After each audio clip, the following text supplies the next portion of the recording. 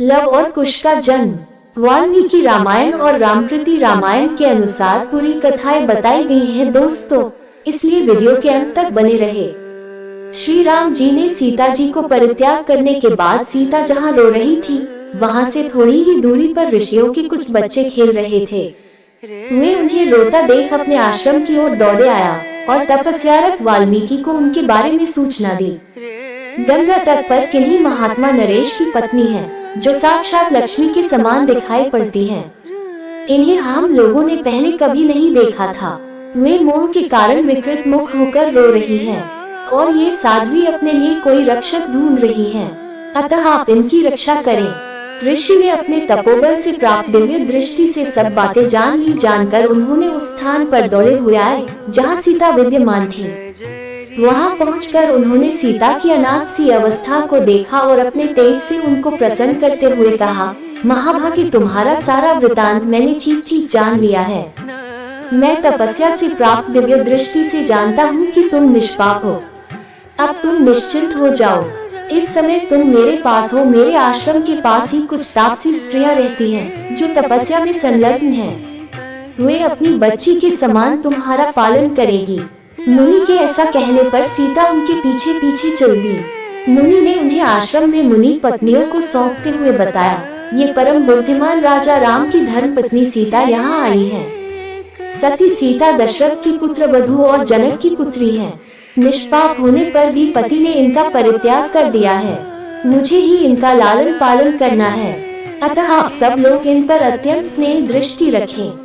कुछ समय बाद सीता ने 2 पुत्रों को जन्म दिया, जिसका समाचार मुनि कुमारों ने वाल्मीकि को जाकर दिया और उन पुत्रों की भूतों और राक्षसों से रक्षा की व्यवस्था करने की प्रार्थना की। ऋषि वाल्मीकि ने एक कुशाओं का मुठा और उनके लव लेकर रक्षा विधि का उपदेश देते हुए कहा, वृद्धा स्त्रियों को चाहिए कि इन दोनों बालकों में जो पहले उत्पन्न हुआ है, उसका मंत्रों द्वारा संस्कार किए हुए इन कुशों से मार्जन करें। ऐसा करने पर उस बालक का नाम कुश होगा और उनमें जो छोटा है, लव से मार्जन करने पर उसका नाम लव होगा। इस प्रकार जुड़वा हुए दोनों बालकों ने क्रमशः कुश और लव नाम धारण किए। उस समय शत्रुघ्न वहां उपस्थित थे। वे राम द्वारा दिए गए कार्य को पूरा करने के लिए जाते हुए रास्ते में वाल्मीकि के आश्रम में रुके थे। उनके कानों में राम और सीता के नाम, गोत्र के उच्चारण की ध्वनि पड़ी। साथ ही सीता के 2 पुत्रों के होने का संवाद भी प्राप्त हुआ।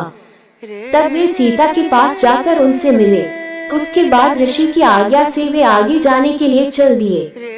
रामकीर्ति के अनुसार जंगल में अकेली रह जाने पर सीता का अवर्णनीय दुख अब आंसुओं के रूप में उमड़ कर बाहर आ गया।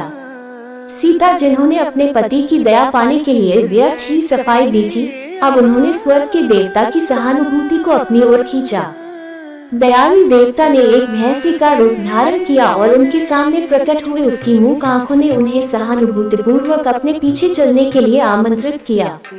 वे तुरंत उस दयालु पशु के पीछे चलने लगी और बहुत शीघ्र ही स्वयं को ऋषि विजमित के आश्रम पाया। दयालु हृदय ऋषि ने उन्हें पिता के जैसा घर प्रदान किया, जो छप्पर का तो था किंतु सुरक्षित, जिसकी छत के नीचे उन्होंने अयोध्या के राजा के उत्तराधिकारी को जन्म दिया। इंद्र की दिव्य रानियां स्वर्ग से नीचे आई और परित्यक्त रानी तथा अयोध्या के भावी राजा के लिए दाई की भूमिका निभाई। ऋषि ने उसका नाम मनकुट रखा।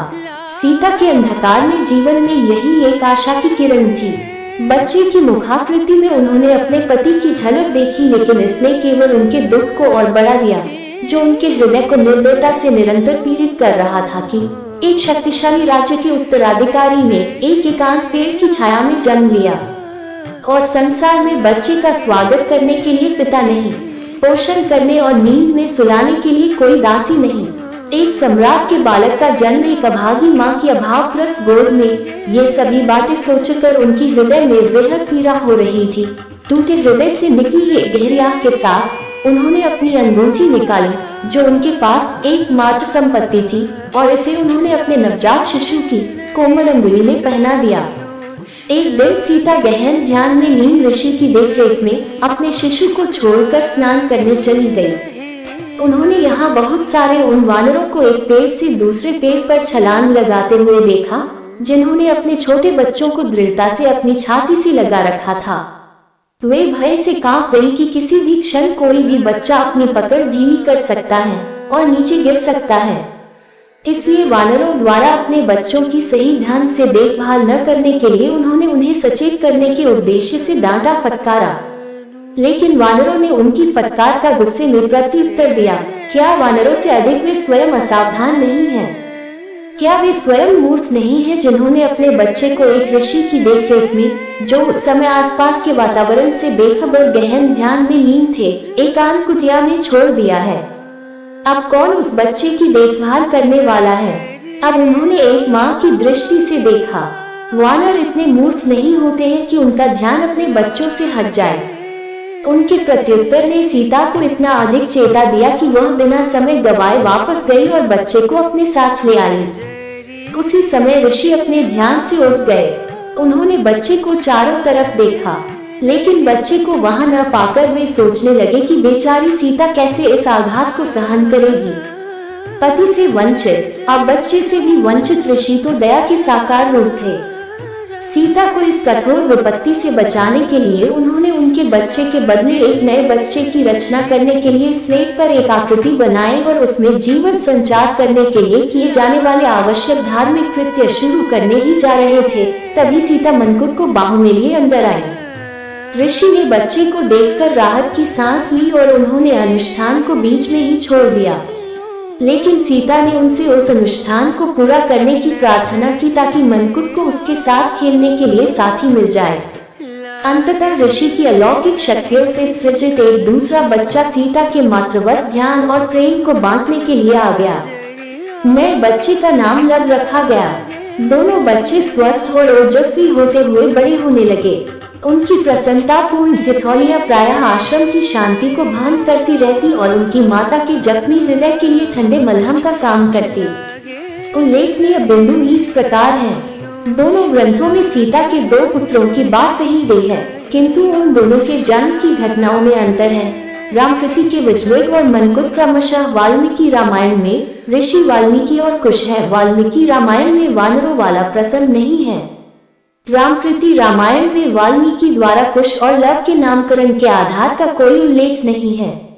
ऐसे ही ज्ञानवर्धक प्रेरणादायक धार्मिक कथाएं लेकर आते रहते हैं, इसलिए चैनल को सब्सक्राइब जरूर कर ले ताकि वीडियो का नोटिफिकेशन मिलती रहे। धन्यवाद।